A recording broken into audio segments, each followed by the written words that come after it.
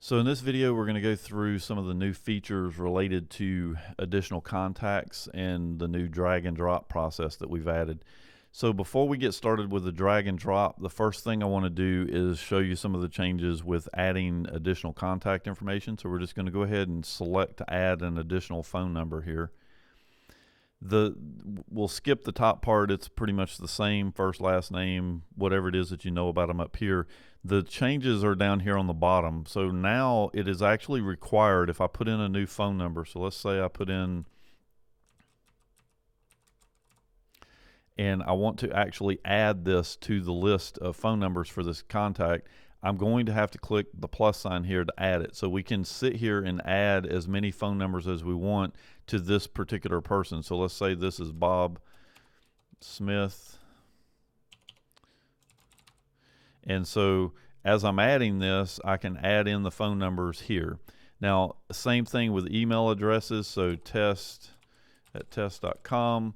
I can hit the plus sign. Now here we do have some additional functionality. Before it was you were only able to add or select who to email invoices to for this primary contact or for a specific contact in the list. Now we can actually have multiple email addresses linked up to and tell it to send the invoice information and stuff to whichever one we want. So I'm going to go ahead and add that. And you can see here that we've got invoices go here, pay stubs no, and mass emails go to that email address. Now, I'm going to go ahead and save this, and we end up with our list. But when I'm looking at my list, I've realized that I actually have 3 records here for Alan Smith. So what I want to do is I'm going to actually click on this Alan Smith, and I'm going to drag it up here and drop it on top of the top one. And it's going to come up and ask, do I want to merge these? And I'm going to go ahead and say yes. And every now and then there is a slight problem here where it doesn't refresh the screen, but you may have to hit view contact if it doesn't. It only happens every now and then. We're working on that. And so now I've got, you can see here that I have this Alan listed. And so I'm going to go ahead and drag this other one up on top of it as well. And so now what we have is we've got our Alan Smith and we have our home and our cell phone.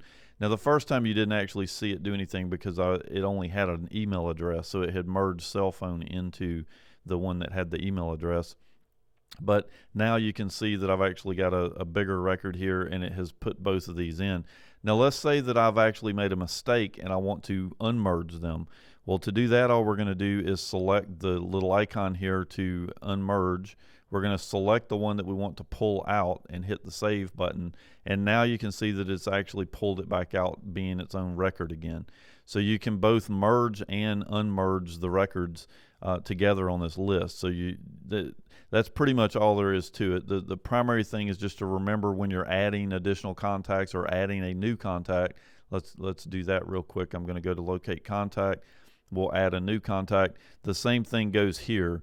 We now, instead of just typing in an email address and hitting save, we need to make sure we hit the plus sign, select whatever options we want for it, and then save from there to make sure that everything gets saved properly.